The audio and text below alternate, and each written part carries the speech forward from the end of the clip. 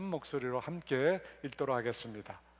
여호와의 계획은 영원히 서고 그의 생각은 대대에 이르리로다. 여호와를 자기 하나님으로 삼은 나라 곧 하나님의 기업으로 선택된 백성은 복이 있도다.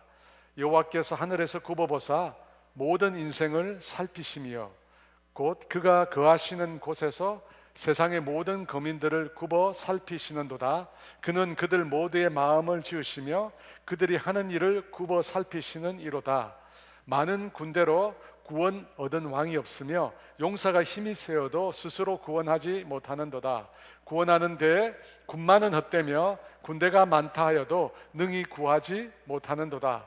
여호와는 그를 경외하는 자 곧 그의 인자하심을 바라는 자를 살피사 그들의 영혼을 사망에서 건지시며 그들이 굶주릴 때 그들을 살리시는도다. 아멘. 오늘 말씀과 예배와 여러분이 들으시는 헌금을 위해서 함께 기도하겠습니다. 하나님 아버지 감사합니다. 여호와를 경외하는 자 주님께서 그들을 살피시며 그들을 사망에서 건져내시며 그들을 굶주림에서 구원해 주신다고 약속하셨습니다. 그 하나님께서 오늘 이 예배 현장 가운데 우리와 함께 계신 줄 믿습니다. 하나님, 그 하나님의 임재 가운데, 그 하나님의 사랑 가운데 우리 모두가 이 예배의 시간에 들어갈 수 있도록 은혜를 베풀어 주시옵소서. 주님의 임재가 충만하고 주님의 사랑이 충만한 그런 예배가 우리 가운데 드려질 수 있도록 성령 하나님 우리 가운데 역사하여 주시옵소서. 우리 사랑하는 성도들 한 명 한 명을 주님께서 붙잡아 주시고 은혜 베풀어 주시고 힘 주시고 능력 주시고 필요한 모든 것을 더하여 주셔서 이 땅에서 믿음의 사람으로 축복의 사람으로 그 삶을 우리가 살아낼 수 있도록 주님 우리 가운데 역사하여 주시옵소서. 감사합니다. 예수님의 이름으로 기도합니다. 아멘. 오늘 본문 11절에 이렇게 말씀합니다. 여호와의 계획은 영원히 서고 그의 생각은 대대에 이르리로다. 이 말씀을 우리가 현재 통독하고 있는 쉬운 성경 번역으로 보면 이렇게 됩니다. 여호와의 계획은 언제까지나 한결같고 그분의 뜻은 영원히 변하지 않을 것입니다. 여러분, 이 말씀을 보면 하나님의 계획은 영원성이라고 하는 것을 가지고 있습니다. 하나님의 계획은 영원성을 가지고 있습니다. 그래서 하나님이 세운 그 계획은 그 누구도 그 무엇도 변개시킬 수가 없습니다. 그리고 그 하나님의 계획은 반드시 성취됩니다. 그렇다면 여기서 말하는 하나님의 계획은 도대체 무슨 뜻일까요? 무엇을 말하는 것일까요? 12절 말씀인데요, 여호와를 자기 하나님으로 삼은 나라 곧 하나님의 기업으로 선택된 백성은 복이 있도다. 11절 말씀에서 하나님의 계획은 영원하다고 말을 했습니다. 그리고 난 다음에 하나님의 기업으로 선택된 백성은 복이 있다고 말합니다. 그러면 여러분, 하나님의 계획은 무엇인 것 같습니까? 하나님의 계획은 영원하다고 했습니다. 그리고 하나님의 기업으로 선택된 백성은 복이 있다고 했습니다. 그렇다면 하나님의 계획은 뭐가 같습니까? 하나님의 백성을 만드는 것입니다. 하나님의 백성을 만드는 것, 여러분, 이것이 하나님의 궁극적인 당신의 계획입니다. 그리고 그 계획은 영원히 변하지 않습니다. 그리고 그 계획은 반드시 성취가 됩니다. 왜 그렇습니까? 하나님께서 그 일을 행하시기 때문에. 영원하신 하나님, 알파와 오메가, 처음과 나중이 되시는 하나님께서 당신의 무한한 능력으로 당신의 그 계획을 이루어 가시기 때문입니다. 그래서 하나님의 계획은 반드시 성취됩니다. 하나님의 백성을 만들고자 하는 그 하나님의 그 계획은 반드시 이루어진다는 것입니다. 여러분, 이렇게 보면 하나님께서 우리 가운데 행하시는 모든 일들은 결국 하나님께서 당신의 백성을 만드는 것과 관련이 있습니다. 하나님의 백성을 만드는 것과 관련이 있습니다. 하나님께서 당신의 백성을 만드시려고 하시는 것입니다. 하나님의 이름으로 불리는 자, 하나님께 속한 자가 하나님의 백성이잖아요. 그들을 만드시는 것이 하나님의 계획입니다. 그리고 우리는 압니다. 그 계획이 예수 그리스도를 통해서 이루어졌고 예수 그리스도를 통해서 지금까지 이루어지고 있다는 사실을 우리는 알고 있습니다. 하나님께서 예수님을 통해서 당신의 자녀, 당신의 백성을 만드셨습니다. 그리고 지금도 예수님 안에서 주님께서 당신의 자녀로 삼으신 그 백성들을 하나님의 성품을 닮은 자로 만들어 가고 계십니다. 여러분, 그 과정이 로마서 8장 29, 30절에 이렇게 나와 있습니다. 우리 같이 읽어볼까요? 하나님이 미리 아신 자들을 또한 그 아들의 형상을 본받게 하기 위하여 미리 정하셨으니 이는 그로 많은 형제 중에서 맏아들이 되게 하려 하심이니라. 또 미리 정하신 그들을 또한 부르시고 부르신 그들을 또한 의롭다 하시고 의롭다 하신 그들을 또한 영화롭게 하셨느니라. 여러분, 이것이 바로 하나님의 계획입니다. 하나님의 영원한 계획, 하나님의 백성을 부르시고 그들을 영원토록 하나님의 백성으로 삼으시려고 하는 것, 여러분, 이것이 하나님의 계획입니다. 그리고 지금도 하나님은 그것을 위해서 일하고 계십니다. 그런데 8장 30절 말씀에 보니까 그 마지막에 영화라고 합니다. 영화롭게 하셨다고 합니다. 예수 믿는 우리를 영화로운 존재로 새롭게 하셨다는 뜻입니다. 여러분, 이것을 영화로운 존재로 새롭게 하셨다, 이것을 다르게 성경에 보면 좀 표현이 거리가 먼데요, 좀 다르게 영원한 안식이라는 표현을 사용합니다. 우리가 죽음 이후에 영화의 단계를 영원한 안식에 들어갔다고 말을 합니다. 여러분, 예수 믿는 사람이 죽음을 가리켜 사람들이 죽었다. 여러분, 이것은 예수 안 믿는 사람들 하는 말이고, 예수 믿는 사람들은 뭐라고 얘기하느냐면 영원한 안식에 들어갔다. 그런데 이것은 예수 믿는 사람들이 지어낸 표현이 아니라 성경에 나옵니다. 히브리서라고 하는 성경에 이렇게 나옵니다. 히브리서 4장 8절과 10절 말씀입니다. 만일 여호수아가 그들에게 안식을 주었더라면 그 후에 다른 날을 말씀하지 아니하셨으리라. 그런즉 안식할 때가 하나님의 백성에게 남아있도다. 이미 그의 안식에 들어간 자는 하나님이 자기 일을 쉬심과 같이 그도 자기의 일을 쉬느니라. 영원한 안식이 하나님의 백성에게 남아있다고 말합니다. 그러니까 여러분, 우리가 이 땅에서 예수님 안에서 누리는 안식은 사실 천국에서 영화로운 존재로서 누리게 될 영원한 안식의 전조인 것입니다. 이 땅에서 그것을 미리 체험하는 것입니다.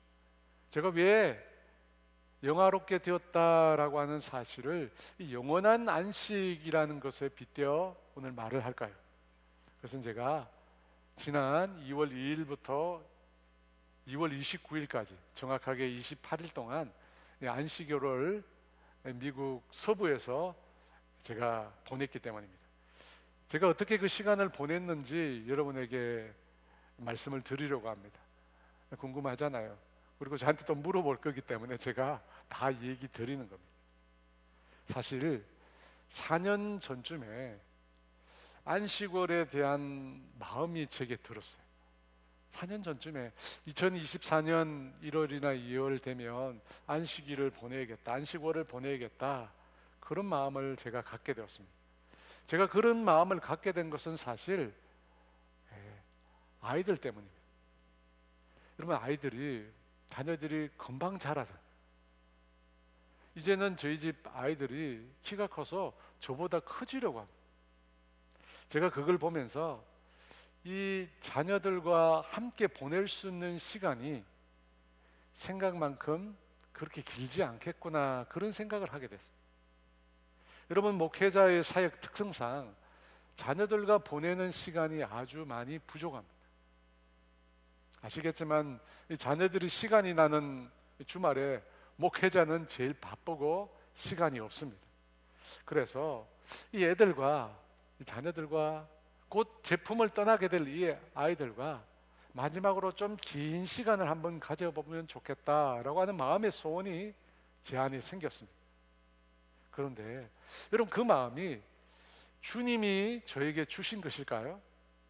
주님이 뜻하신 것일까요? 아니면 그냥 제 마음의 욕심일까요?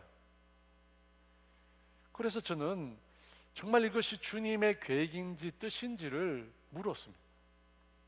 왜냐하면 그런 긴 안식의 시간을 갖는 목회자는 별로 없거든요. 사실 드물잖아요. 한 달씩 이렇게 교회를 비우고 안식월을 보내는 목회자가 생각밖에 많지 않습니다. 그래서 제가 이 안식월을 혼자서 사실은 처음에 기도하다가 안식일을 보낼 것을 제 처에게 말했을 때 제 처의 첫 번째 반응이 뭔지 아십니까? 교회는 어떻게 하고? 그래서 저는 교회를 그냥 두고 제가 안식월을 보내는 것이 과연 하나님의 뜻일까를 계속해서 하나님께 물었습니다. 3년을 물었네요. 그러고 보니까 여러분들 중에는 혹시 제가 한 달이나 미국에 있었으니까 제가 영어도 잘하고 미국 문화에 아주 익숙한 그런 사람인 줄 아시는 분이 있을 것 같은데 사실은 그렇지 않습니다. 전 영문과를 나왔는데 영문을 잘 모릅니다. 영문을 너무 몰라요. 영어를 잘 못합니다. 제가 맨날 저에게 왜 미국 사람에게 이야기하면서 문장을 얘기하지 않고 단어를 얘기하냐고 맨날 그렇게 말했어요. 전 단어만 얘기합니다. 문장을 할 줄 몰라요. 그래서 저는 지금도 이 통역되는 AI폰을 기다리고 있습니다. 말만 하면 바로 통역돼요. 사실 저는 2016년 이전에는 외국에 나가본 적이 거의 없었습니다. 선교를 따라가는 경우를 제외하고는 외국에 나간 적이 거의 없습니다. 왜냐하면 저 자신에게 이 외국 생활이라고 하는 것이 굉장히 큰 부담이 됐어요. 아마 연세가 많으신 분들은 아마 다 비슷하실 거예요. 언어도 안 되고 생활 문화도 너무 다르잖아요. 근데 외국에서 머문다는 것이 사실 편안한 게 아니라 더 불편합니다. 그리고 불안해. 저도 솔직히 그랬어요. 한 달 동안 제가 지내면서 얼마나 많이 긴장하고 얼마나 많이 불안해했는지 모르겠어요. 말도 안 통하고 문화도 안 맞고 혹시나 사고가 나면 어떻게 될까 걱정이 되고 불안이 돼요. 그래서 여러분, 안식이 아니라 사실은 늘 긴장했어요. 제가 또 운전을 하고 다녔거든요. 여러분, 미국은 도로는 넓은데 엄청 차가 빠릅니다. 이 캘리포니아는 우리의 고속도로보다 보통 20에서 30km 정도 빨리 달려요. 그리고 미국 사람들은요, 우리보다 더 성격이 급해요. 제가 보니까 훅 들어와요. 말도 안 하고 들어와요. 우리나라로 하면 고속도로인데요, 돈을 안 낸다고 프리웨이라고 그러는데 이 도로에서 나가는 것도 정말 많이 헷갈려요. 길이요 몇십 가닥 막 이렇게 이어져 있어서 정말 헷갈립니다. 그래서 잘못 나간 적이 한두 번이 아니에요. 그래서 큰 사고가 날 뻔한 적도 있어요. 바로 눈앞에서 정말 큰 사고가 날 뻔했어요. 그런데 제가 4년 전에 미국에 가서 꼭 안식일을 보내야겠다 그런 마음이 들었던 이유가 있습니다. 왜냐하면 그 이전에 4년 이전에 8년, 5년 그리고 4년 전에 미국으로 떠나는 사람들을 만날 때마다 제가 그런 말을 농담삼아 했거든요. 미국 가서 꼭 보자. 내가 미국 갈 테니까 그때까지 그 미국에 있으라고. 그래서 제가 28일 동안 미국 머물렀는데요, 모두 10가정을 만났습니다. 그 중에 5가정은 제가 미국 가서 보자, 미국 가서 만나자 라고 말을 했던 분들입니다. 제가 직접 가서 그분들을 만나니까 그분들이 그래요. 정말 올 줄 몰랐다고 그래요. 여러분, 저는 빈말을 잘 안 합니다. 물론 빈말할 때도 있는데 빈말을 하지 않고 약속한 것은 늘 지키려고 합니다. 그런데 제가 미국에서 안식월을 보냈는데 2가지 큰 문제가 있었습니다. 하나는 언어와 맞지 않는 문화 때문에 느끼는 불안감입니다. 그리고 다른 하나는 재정입니다. 한 달간 미국에 머문다는 것은 엄청난 비용이 듭니다. 제가 미국에서 지내보니까요, 미국의 물가가 정확하게 우리나라 서울 물가의 2배입니다. 2배. 저희가 식구가 5명인데 5명이 식당에서 밥을 먹으면 보통 $100가 조금 넘게 나옵니다. 13만 원이 넘게 나옵니다. 여러분, 식당에서 한 번 식사하는 게. 그리고 28일간 미국에서 머물러야 합니다. 제가 미국에 집이 있는 게 아닙니다. 가는 곳마다 렌트를 해서 생활을 해야 합니다. 여러분, 그 숙소 가격이 또 엄청나. 그리고 항공편이 무지 비쌉니다. 여러분, 사실 그 비용들만 생각하면 제가 꿈꿀 수 없는 일입니다. 제가 한 달을 어떻게 미국 가서 가족들을 다 데리고 생활을 합니까? 목회자인 저로서는 할 수 없는 일입니다. 그럼에도 먼저 작년 12월 초에 비행기 티켓을 끊었습니다. 그냥 카드로 긁었습니다. 끊었어요. 미국 간다고. 근데 갈 수 있을까? 제 처가 계속 의심했어요. 그러면서 목사님이 한다고 그러는데 계속 반대만 하면 안 되겠다 싶었는지 저에게 그러면 미국 갈 수 있도록 하나님께 돈을 달라고 같이 기도하자는 거예요. 그리고 만약 돈이 생기면 정말로 하나님께서 우리를 보내주시는구나, 그렇게 알자는 거예요. 그래서 제가 그때부터 기도를 했습니다. 어제나 오늘이나 돈이 생길까, 그렇게 생각하고 있는데 미국 떠나기 한 달 남짓 남겨둔 12월 말에 제 모친이 병원에 입원을 하셨습니다. 상태가 좋지 못하는 말을 제가 들었습니다. 제가 한 얘기니까 여러분 아마 기억하실 거예요. 1월 1일 날 제가 모친을 만나러 갔습니다. 만나러 갔는데 그때 어머니는 벌써 자신의 죽음을 직감하고 계셨습니다. 이 병원에서 내가 나갈 수 없겠구나 생각을 하셨습니다. 그리고는 자신의 삶의 주변을 정리하고 계셨습니다. 아시는 분들을 연락해서 병원에 오게 했습니다. 그리고 그들을 만나서 그들에게 해주고 싶은 말들을 하기 시작하셨습니다. 여러분, 그 말들의 대부분은 고맙다, 사랑한다, 그리고 미안하다라는 말이었습니다. 저도 어머니를 뵈러 병실에 들어갔는데 제 손을 꼭 잡으시고 눈물을 흘리셨습니다. 그리고 저에게 너한테는 미안하다라는 말밖에 할 말이 없다고 하셨습니다. 해준 것이 너무나 없어서 미안하다 하셨습니다. 그리고 저에게 여러 개의 봉투를 내밀어 주셨습니다. 그런데 여러분, 그 봉투 안에 담긴 지폐는 은행에서 막 찾아온 그런 지폐가 아니었습니다. 수년간 장롱 속에 꼭꼭 모아두었다가 그래서 곰팡이 냄새가 나는 그런 돈이었습니다. 성경금, 감사원금, 그리고 우리 아이들 졸업 축하금, 그리고 저에게 봉투를 주셨습니다. 저에게 준 그 봉투에는 저와 제 가족이 안식월을 다 보낼 수 있을 만큼 그 많은 경비를 다 충당할 수 있는 돈이었습니다. 여러분, 저는 그 돈을 꿈에도 생각해 본 적이 없었습니다. 왜냐하면 제 부모님은 가난하시거든요. 가진 것이 별로 없으세요.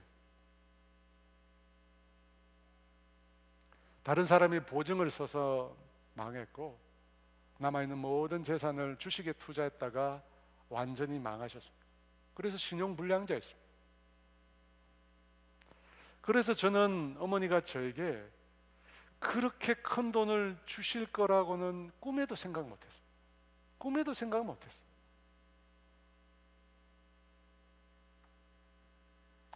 제 모친은 그 돈이 저희 가족의 안식월을 위해서 사용될 것이라고 생각 못 하셨습니다. 왜냐하면 제가 말한 적이 없거든요. 1월 1일에 만났지만 저는 6월 달에 안식을 떠난다는 얘기를 모친에게 하지 않았습니다. 모친으로부터 그 봉투를 제가 봤는데 그때 하나님께서 정말로 우리 가족을 안식을로 보내려고 하시는구나, 정말로 그걸 알게 되었습니다. 근데 아파서 병원에 누워 계시는 모친을 두고 제가 안식일을 갈 수 없는 겁니다. 여러분 그렇지 않습니까? 사실 재정이나 교회 사역, 저의 불안한 마음과 언어와 같은 장벽보다 더 큰 문제는 모친이 죽음을 엄마 남겨두지 않는 상태에서 병원에 계시다는 것입니다. 여러분 그런 모친을 병원에 둔 채로 제가 2월 달에 어떻게 안식일을 갑니까? 절대 갈 수 없는 겁니다. 절대 갈 수 없어요.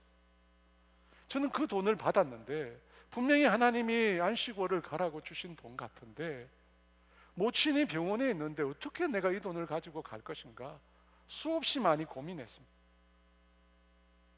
그래서 안식일을 어떨 때는 갔다, 어떨 때는 가지 마자, 이거는 가서는 안 되는 것이다, 끊임없이 저는 고민했습니다. 그런데 1월 15일 날 저희 모친이 주님의 품에 영원히 안식하셨습니다. 모친이 떠나셨어요. 모친이 소천하고 난 다음에 저는 또 고민이 됐어요. 어머니가 떠나셨는데 지금 내가 과연 안식을 하러 떠나는 것이 맞는가? 또 고민이 되는 겁니다. 그때 제 마음속에 모친이 주신 그 돈이 저와 저의 가족의 2월의 안식을 위해서 모친이 주고자 했던 마지막 선물이라는 생각이 들었습니다. 그렇게 미안해하는 아들에게 마지막으로 남겨주고 싶은 선물이 그것이었구나라는 마음이 들었습니다. 그래서 제가 안식을 떠나게 되었고, 안식을 내내 맛있는 음식을 먹을 때마다 정말 멋있고 웅장하고 아름다운 풍경을 볼 때마다 저는 속으로 어머니께 고맙다는 말을 많이 되풀이했습니다. 엄마 고마워. 엄마 덕분이야. 엄마 덕분에 내가 여기 왔네.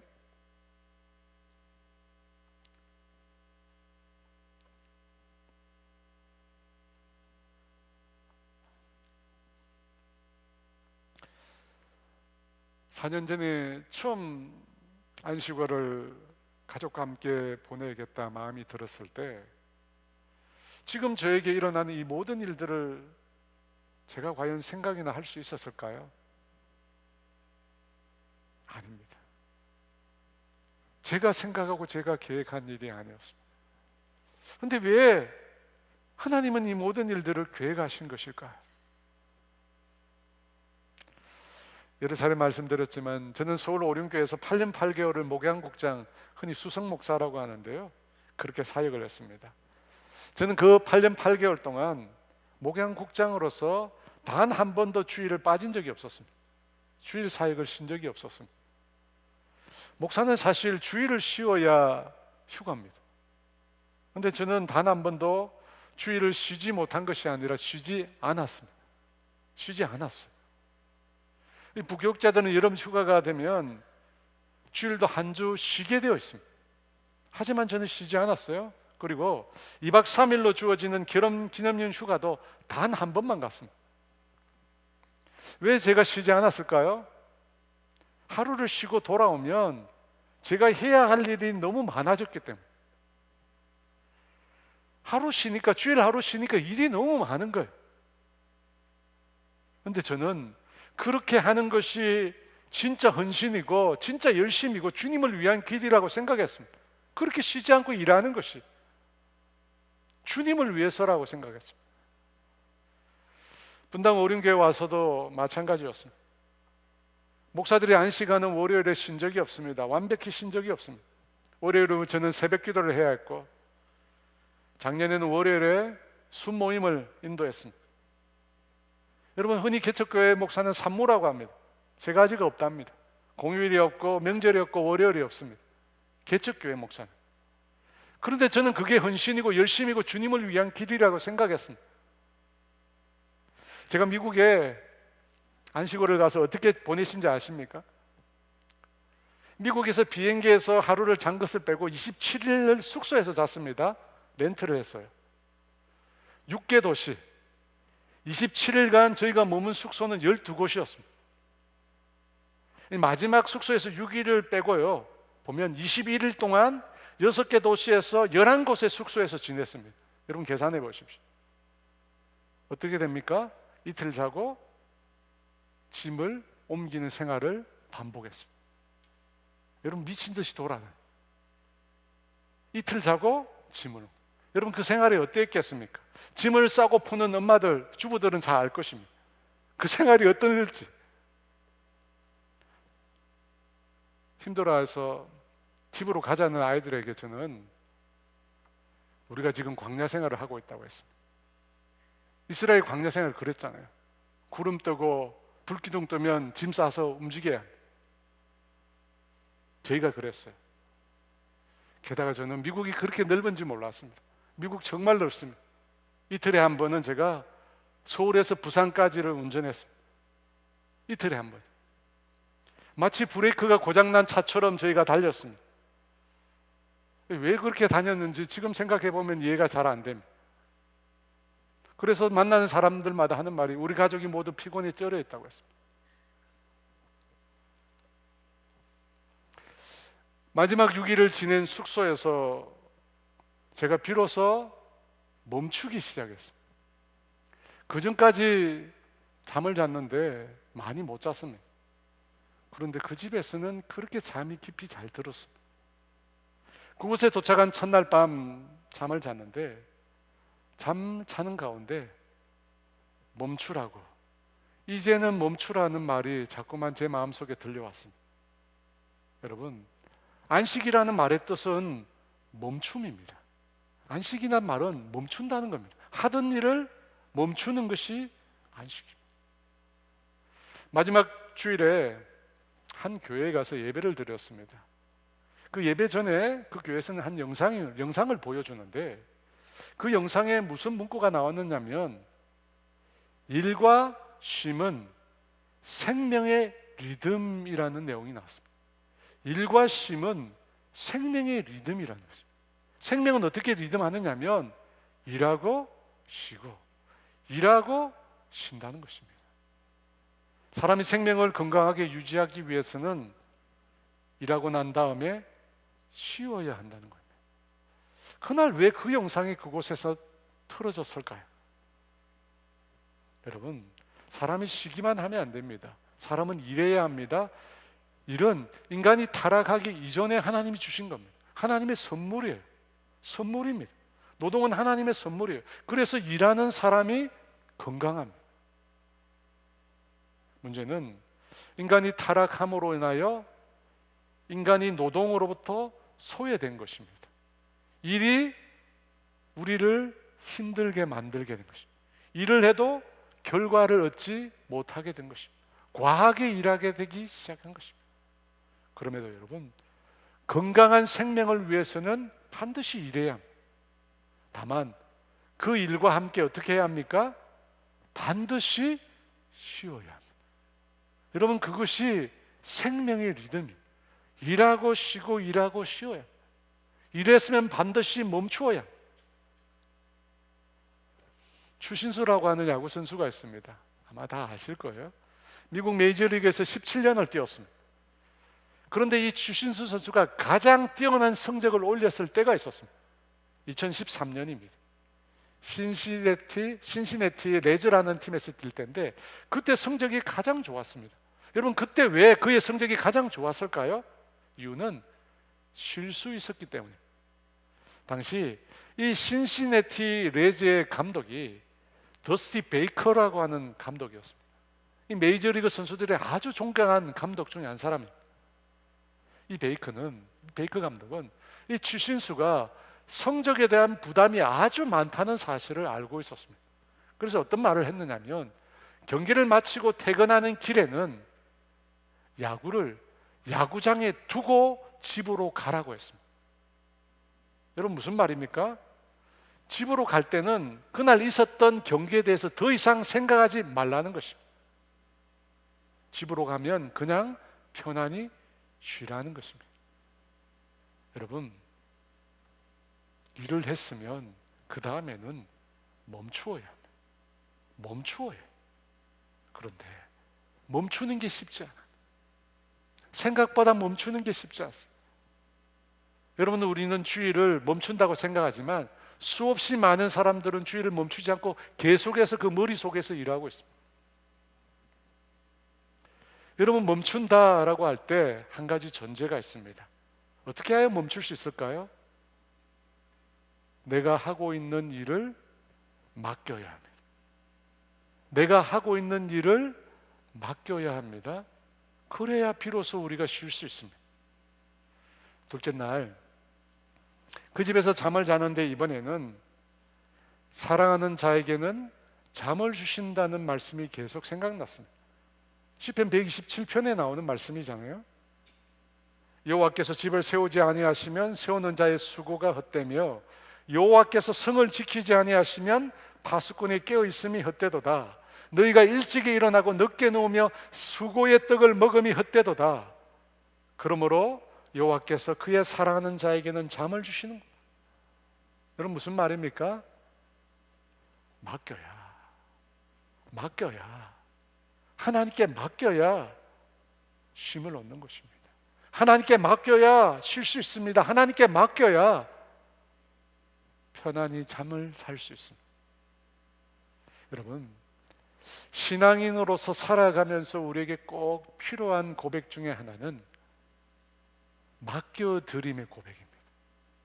나의 것을, 내 인생을, 나의 시간을, 나의 모든 것을 하나님께 맡겨드리는 고백입니다. 내 삶의 주인이 나 자신이 아니라 하나님임을 인정하며 그분께 내 것을 모두 맡겨드리는 것입니다. 이것이 신앙인이 드려야 아주 중요한 고백 중에 하나입니다. 그러니까 여러분, 쉬기 위해서는 멈춰야 하고 쉬기 위해서는 주님을 믿고 맡겨야 합니다. 주님을 믿고 맡겨야 안식할 수 있습니다. 그러므로 사랑하는 여러분, 여러분의 가정, 여러분의 재정, 여러분의 미래, 여러분의 자녀를 하나님께 맡기십시오. 내가 무수히 일하고 내가 아침에 일찍 일어나고 늦게 누워도 하나님이 함께 하시지 않으면 그 모든 것이 헛될 수 있습니다. 그래서 여러분, 내가 수고하고 애쓰고 노력해서 내 힘으로 사는 인생을 중단하고 내 것을 하나님께 맡겨요. 여러분, 그렇게 하나님께 맡기기 위해서 뭐가 필요합니까? 하나님을 신뢰하는 것. 하나님을 신뢰하는 것. 어떤 하나님이요? 내 인생을 계획하시는 하나님. 내 인생을 내 앞서서 계획하고 계신 그 하나님, 그 하나님을 신뢰해야. 그런데 하나님은 여러분 계획만 하시는 분이 아니십니다. 13절 말씀에 이렇게 말씀합니다. 같이 읽습니다. 여호와께서 하늘에서 굽어보사 모든 인생을 살피시며. 쉬운 성경, 우리가 통독한 쉬운 성경은 이렇게 말합니다. 여호와께서 하늘에서 세상을 내려다보시고 사람들 한 사람 한 사람을 보고 계십니다. 저는 한 사람 한 사람을 내려다보고 계신다는 이 표현이 참 와닿습니다. 여러분, 하나님은 우리를 단체로 뭉뚱그려서 보는 것이 아니라 한 사람 한 사람 유일한 존재로, 특별한 존재로 하나님께서 눈여겨보신다는 것입니다. 한 사람 한 사람을 인식하고 분명히 알고 보신다는 것입니다. 그런데 여러분, 그런 일이 가능할까요? 이 땅에, 이 지구상에 살고 있는 인구가 수십억입니다. 수십억이에요. 여러분, 말이 수십억이지, 여러분, 우리가 있는 이 장소에 10,000명만 모아둬도 끝이 안 보입니다. 이곳이 1,000명 들어가는 곳이거든요. 여러분, 이곳에 10,000명이 모였다고 했어요. 10,000명만 모여도 끝이 안 보여요.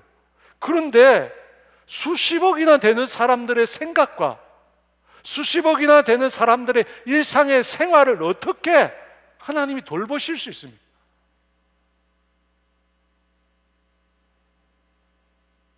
우리 머리로 판단해 볼 때 이런 일은 불가능한 일입니다. 어떻게 그 많은 사람 한 사람 한 사람 한 사람 한 사람을 어떻게 주님이 아시고 돌보실 수 있습니까? 그렇게 많은데. 여러분, 그것에 대해서 성경은 뭐라고 말씀하실까요? 성경은 이렇게 말합니다. 하늘을 보라. 하늘에 떠 있는 별을 보라. 바다의 모래를 보라고 말합니다. 무슨 말입니까? 여러분, 하늘의 별을 우리 인간이 셀 수 있습니까? 여러분, 바닷가에 있는 모래의 숫자를, 모래 알갱이의 숫자를 우리가 셀 수 있습니까? 불가능합니다. 마찬가지로 우리 인간의 생각으로는, 우리 인간의 판단으로는 도무지 하나님을 측량할 수 없다는 것, 하나님을 알 수 없다는 것입니다. 그분을 이해할 수도 없다는 것입니다. 느낄 수도 없고 감각할 수도 없다는 겁니다. 그래야 하나님, 우리는 도저히 하나님을 머릿속으로 측량할 수 없습니다. 하나님은 생각할 수도 없는 분입니다. 여러분, 성경에 나오는 하나님이 전부라고 생각하지 마십시오. 여러분, 성경 속에 나오는 하나님은 하나님의 일부분이에요. 성경은 하나님의 자기 계신데 그 성경의 내용조차도 하나님의 아주 작은 일부분입니다. 인간의 구원을 위해서 하나님 자신이 어떤 분이신가를 나타낸 한 부분에 불과해요.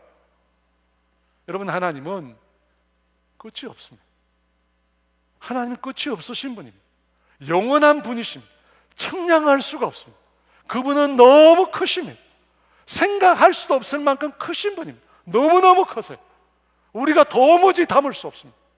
도무지 생각조차 할 수 없습니다.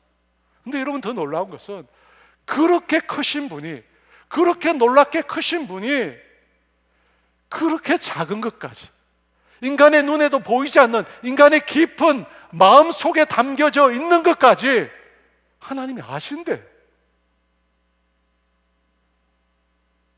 그렇게 크신 분이 인간의 마음 속에 담겨있는 아주 작은 마음의 조각조차 하나님이 아신대. 여러분, 15절에 나와 있어요. 15절. 그분은 모든 사람들의 마음을 만드셨기 때문에 사람들이 하는 일을 모두 알고 계십니다.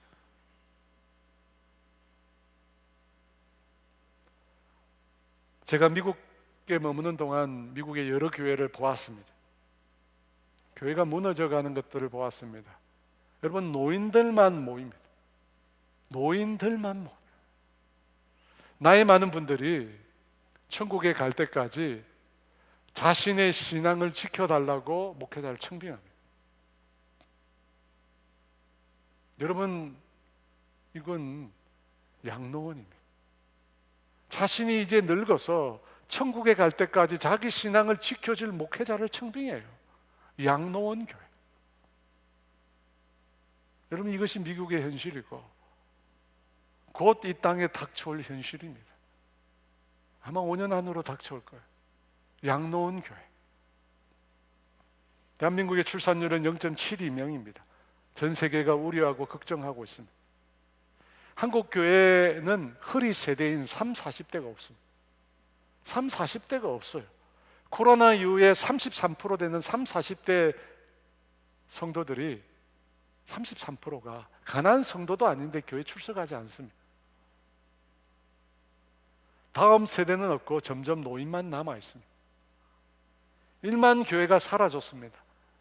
통일은 가까워지는데 여러분, 이런 현실 앞에 우리는 어떻게 신앙생활을 해야 할까요? 저는 어떻게 목회를 해야 할까요? 여러분, 그런 마음이 드니까 제 마음에 낙심이 드는 거예요. 절망이 듭니다. 아니, 이런 상황에서 도대체 어떻게 목회를 합니까? 미래가 보이지 않는데. 근데 여러분,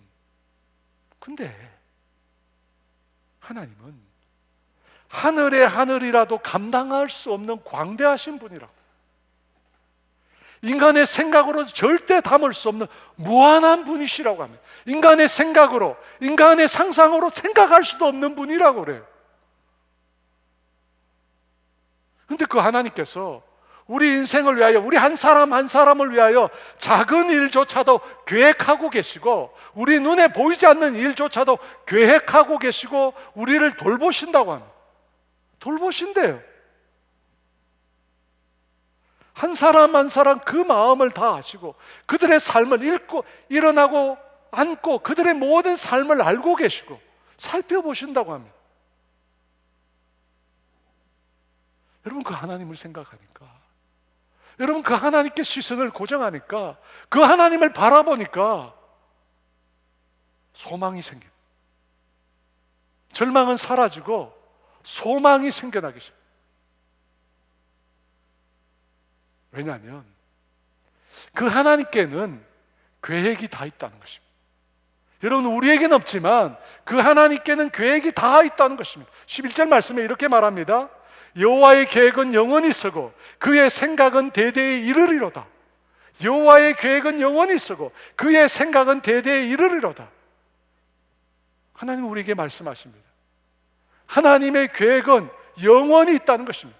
영원히 이루어진다는 것, 영원까지 이루어진다는 것입니다. 여러분, 이 말씀은 우리에게 뭘 말하는 것일까요? 그 하나님을 신뢰하라는 것입니다. 너희 인생을 위하여 계획하고 계시고 그 계획을 이루시며 너희 인생의 일구수일투족을 아시고 너의 마음을 굽어 살피고 계신 그 하나님을 신뢰하라는 것입니다. 신뢰하라는 것입니다.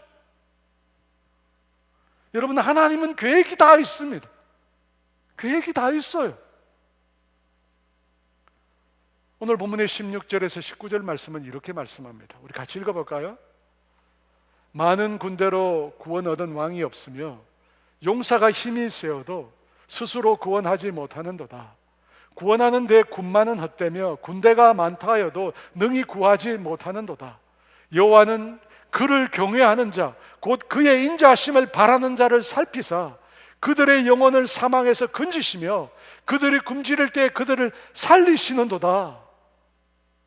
여러분, 하나님은 계획하고 계십니다. 하나님의 계획은 우리를 구원하는 것입니다. 우리의 영혼을 사망에서 건져주시고 살려주시는 분이십니다. 하나님은 그 일을 계획하고 계시고 그 일을 이루어 가실 것입니다. 사랑하는 여러분, 하나님은 선하신 분이십니다. 하나님은 좋으신 분이십니다. 우리 인생을 향하여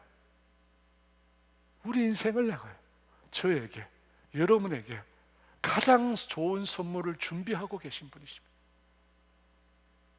여러분, 그 하나님은 믿을 수 있는 분이십니다. 그러므로 여러분, 그 하나님을 의지하십시오. 여러분, 그 하나님을 내 인생의 주로, 내 인생의 나의 하나님으로 받아들이십시오. 여러분이 진정 그 하나님을 믿고 그분께 여러분의 인생을 맡기면 어떻게 될까요? 우리의 심령은 그 어떤 상황에서도 잠잠해질 것입니다. 그 어떤 환경과 사람 앞에서도 우리의 마음은 요동치지 않을 것입니다. 우리는 평안을 누릴 수 있을 것입니다. 우리는 급하게 쫓기지 않을 것입니다. 그래서 12절에 이렇게 말씀했습니다. 함께 있습니다. 여호와를 자기 하나님으로 삼는 나라, 곧 하나님의 기업으로 선택된 백성은 복이 있도다. 복이 있도다. 여러분, 우리가 진정 하나님을 믿고 그분이 어떤 분이심을 믿고 우리 인생을 그분께 맡기면 하나님은 반드시 우리의 삶 가운데 일하실 것입니다. 여러분, 성경에 보니까 맡기라는 표현이 많이 나와요. 근데 그 맡기라는 표현에 보면 그 앞에 목적어가 있어요. 어떤 목적어가 있을까요? 잠언 16장 3절입니다. 같이 있습니다. 너희 행사를 여호와께 맡기라. 뭘 맡기라고 합니까? 너의 행사, 너의 일을 하나님께 맡기라고 합니다. 베드로전서 4장 19절입니다. 쉬운 성경인데 같이 있습니다. 그러므로 하나님의 뜻을 따라 고난받는 사람들은 하나님께 자기 영혼을 맡겨두십시오. 하나님은 우리를 지으신 분이시니 우리 영혼을 지켜주실 것입니다. 흔들리지 말고 옳은 일에 계속 힘쓰시기 바랍니다. 하나님께 자기 영혼을 맡기라고 합니다. 그러면 어떻게 한다고요? 하나님이 지켜주신답니다. 그 영혼을 지켜주신다고 합니다. 베드로전서 5장 7절입니다. 같이 있습니다. 너희 염려를 다 주께 맡기라. 이는 그가 너희를 돌보심이라. 염려를 주께 다 맡기라고 합니다. 그러면 주님이 어떻게 한다고 합니까? 돌보신다고 우리에게 약속하고 계십니다. 그러므로 여러분, 맡기십시오. 주님을 믿고 여러분의 일을, 여러분의 영혼을, 여러분의 염려를 주님께 맡기십시오. 맡기면 주님이 돌보신대. 주님이 지켜주신다. 여러분, 맡긴다는 말은 주님을 의지한다는 말입니다. 또 다르게 여러분, 맡긴다는 것은 기도한다는 것이죠. 우리가 기도로 맡기잖아요. 주님, 내게 이 문제가 있습니다. 주님, 내 인생에 이런 문제가 있습니다. 주님, 내 미래에 이런 불안감이 있습니다. 주님, 우리 자녀들에게 이런 문제가 있습니다. 주님, 이것을 주께 맡깁니다. 주님께 맡깁니다.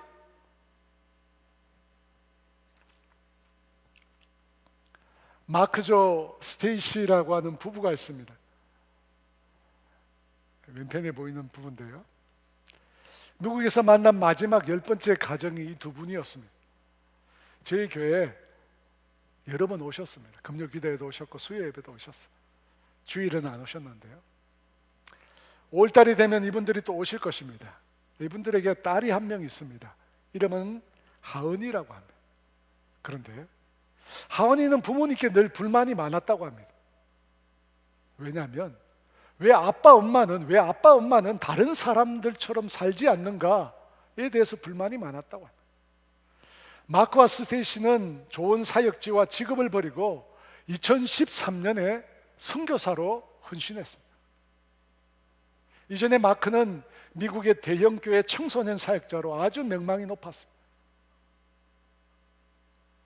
그리고 스테이시는 미국에서 그렇게 어렵다고 하는 치과 의사로 병원을 운영하고 있었습니다.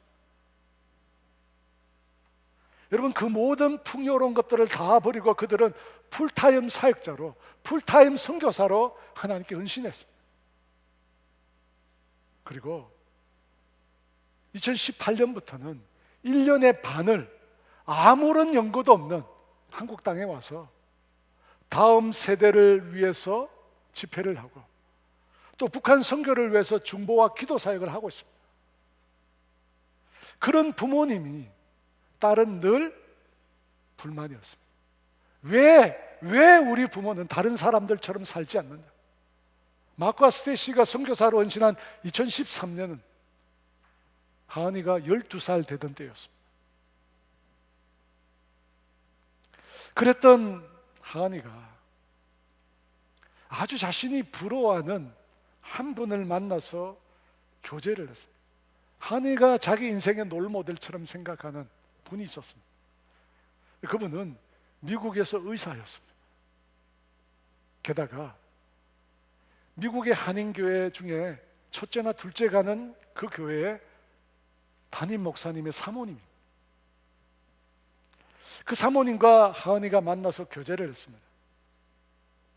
그런데 그 사모님이, 하은이가 자신의 인생의 롤모델로 생각하는 그 사모님이 사실은 자기 어머니 스테이시를 너무나 존경한다는 사실을 알게 되었습니다.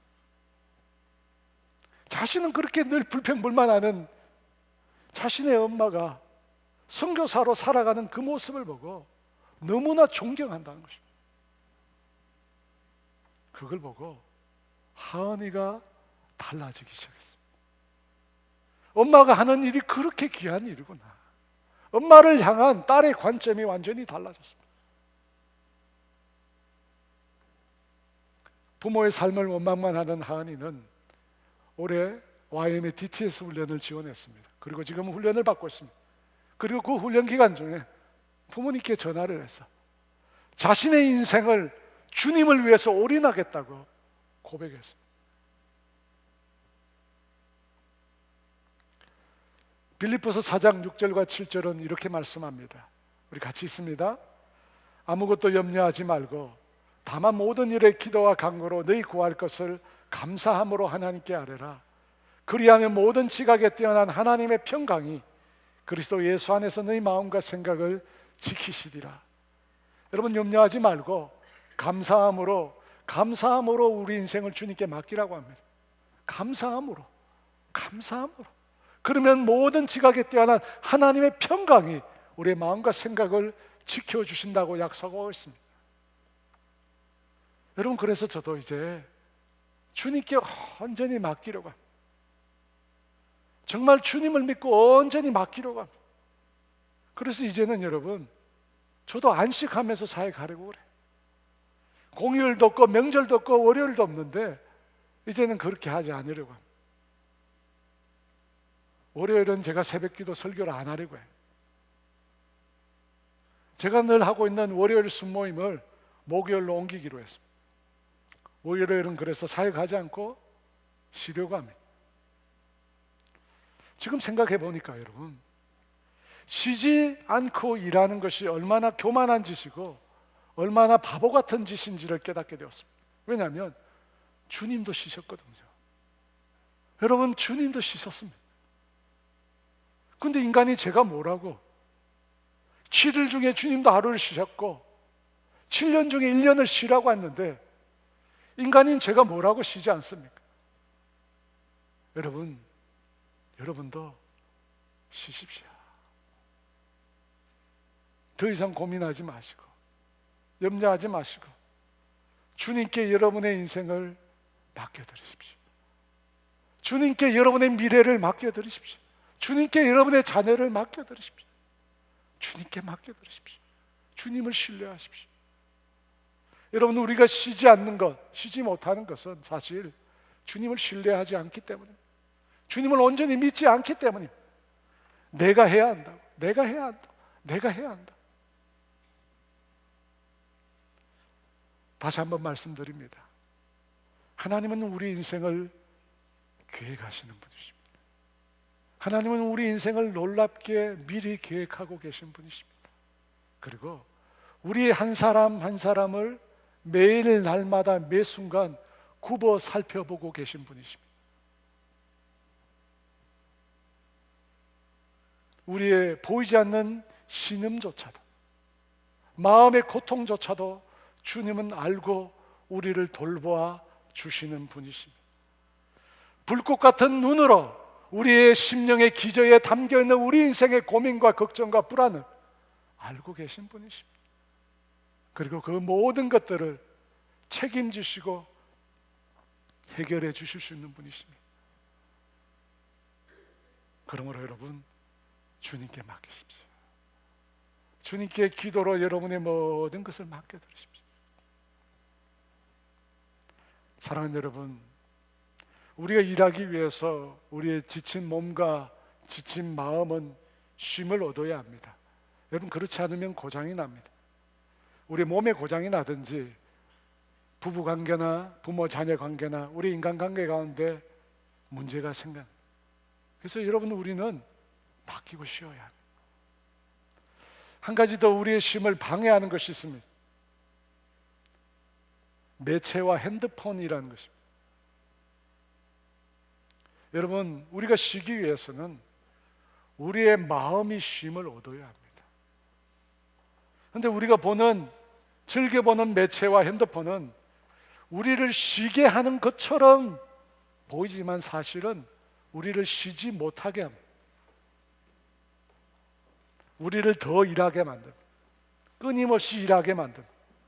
여러분, 그걸 알 수 있는 게 뭐냐면 매체나 핸드폰을 접하고 난 다음에 반응을 봅니다. 여러분, 매체나 핸드폰 보고 난 다음에 어떻게 됩니까? 잘 쉬었다고 말합니까? 아닙니다. 오히려 우리의 심령이 곤고해집니다. 피곤해집니다. 짜증이 일어납니다.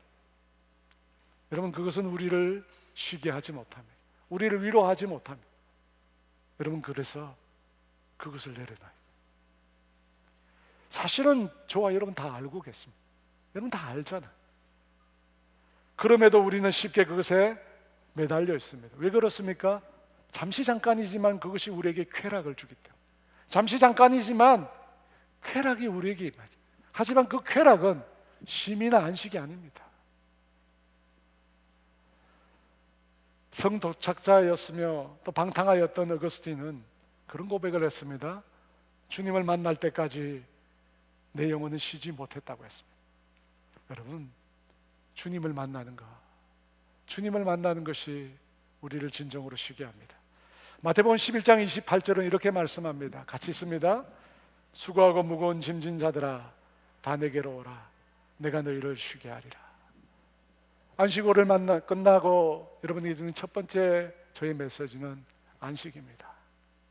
여러분, 주님이 주시는 진정한 쉼을 누리시기 바랍니다. 여러분, 그 일을 위해서 주님을 신뢰하십시오.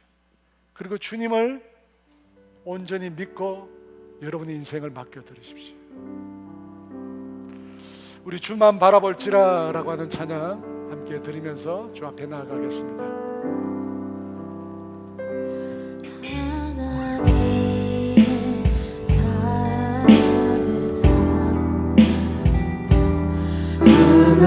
하나님의 영광을 바라보는 자, 너의 모든 것 창조하신 우리 주님이 너를 얼마나 사랑하시는지.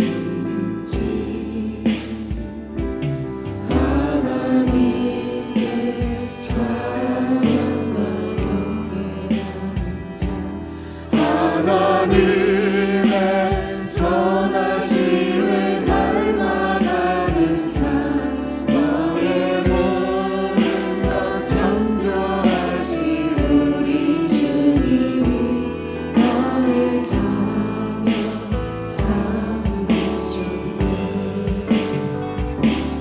하나님 사랑의 눈으로 너를 어느 때나 바라보시고, 하나님 인자한 귀로서 언제나 너에게 기울이시니 어두움에 밝은 빛을 비춰주시고, 너의 작은 신음에도 응답하시니, 너는 어느 곳에 있는지 주를 향하고 주만 바라볼지. 어두움에 밝은 빛을 비춰주시고, 너의 작은 신음에도 응답하시니, 너는 어느 곳에 있는지 주를 향하고 주만 바라보지. 하나님 사랑의 눈으로, 하나님 사랑의 눈으로 너를 어느 때나 바라보시고, 하나님 인자한 귀로서 언제나 너에게 기울이시니, 어두움에 밝은 빛을 비춰주시고, 너의 작은 신음에도 응답하시니, 너는 어느 곳에 있는지 주를 향하고 주만 바라볼지.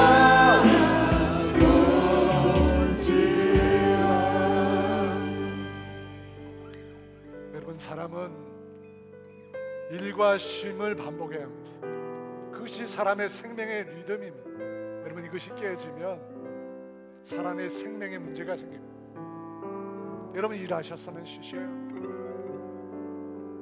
근데 우리를 쉬지 못하게 만드는 게 너무 많습니다.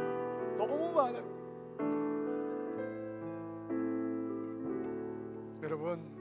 여러분의 인생을 주님께 맡기세요. 주님께 맡기세요. 그분은 어떤 분이십니까? 저와 여러분을 위하여 놀라운 일을 계획하고 계십니다. 우리가 알지도 못할 때 이미 주님은 우리 인생을 위하여 준비하고 계세요. 그리고 더 놀라운 것은 매일 매 순간 그 인자하신 눈으로 우리를 바라보시고 그 길로서 우리의 신음에 귀를 기울이시는 분이십니다. 여러분, 세상에 도대체 이런 분이 어디 있습니까? 어디 있습니까? 여러분, 주님만이 우리에게 힘을 줄 수 있습니다. 주님만이 우리를 안식케 하십니다. 주님만이 우리를 새롭게 할 수 있습니다. 그 주님 신뢰하시고 여러분의 인생을 그분께 맡겨드리세요. 여러분, 시간 기도할 때 결단하세요. 하나님, 내 인생을, 내 영혼을, 내 삶을 주님께 맡깁니다. 주님께 맡깁니다. 우리 주여 외치고 같이 기도합니다. 주여,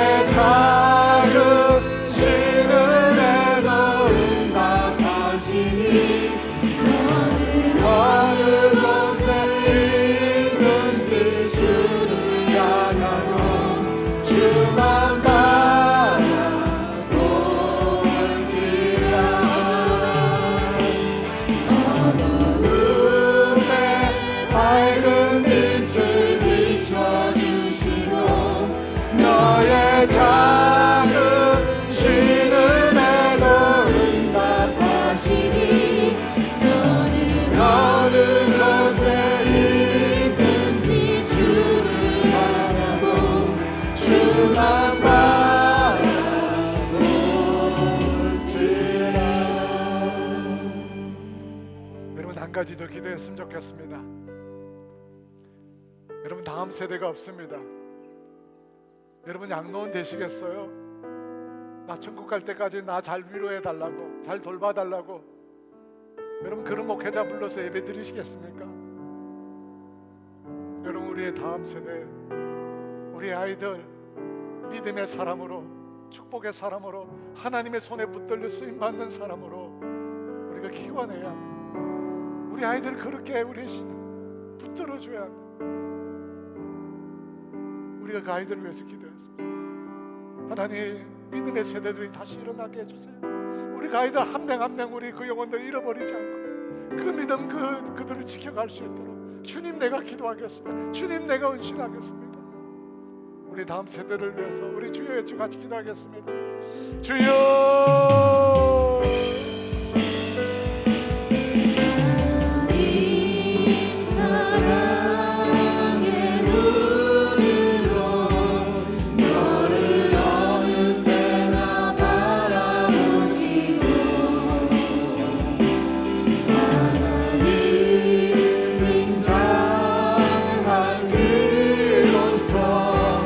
언제나 너에게 기울이시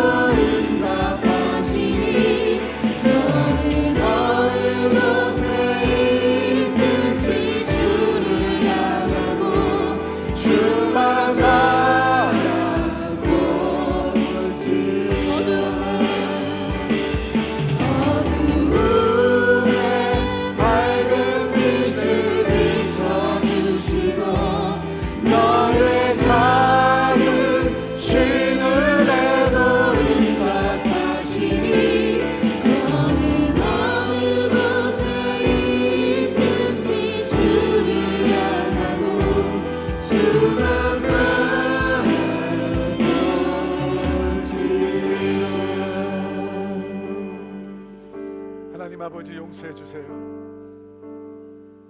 정말 주님이 필요한데 주님 찾지 않고, 주님 의지하지 않고, 주님께 맡기지 않고 내 힘으로, 내 능력으로, 되지도 않는 내 능력으로 하려고 살아왔던 우리의 삶을 회개합니다. 주님, 우리 인생을 위하여 놀라운 일을 이미 계획하고 계시고 매일 매 순간 우리를 굽어 살피시며 우리의 심령의 고통까지도 외면하지 않으시는 그 주님, 그 주님께 우리 인생을 온전히 맡겨드리기를 원합니다. 온전히 맡겨드리기를. 그리고 그 주님 신뢰하고 믿고 주님의 그 인도하심 따라서 우리가 살아가기를 원합니다. 그렇게 살아갈 수 있도록 주님 은혜를 주시옵소서. 주님 은혜를 베풀어 주시옵소서. 지금은 우리 주 예수 그리스도의 은혜와 하나님의 다함이 없는 사랑하심과 성령님의 교통하심과 인도하심과 위로하심, 온전히 내 인생을, 내 염려를 주께 다 맡겨드리고 주님이 주시는 진정한 안식의 삶을 누리기를 소원하는 사랑하는 성도들 위해 이제로부터 영원토록 함께 하시기를 간절히 축원하옵나이다.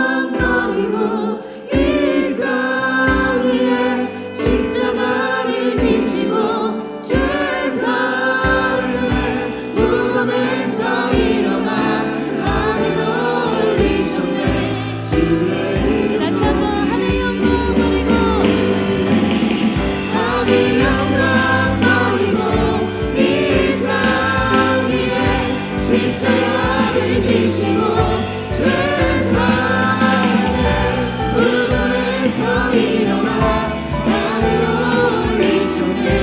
주의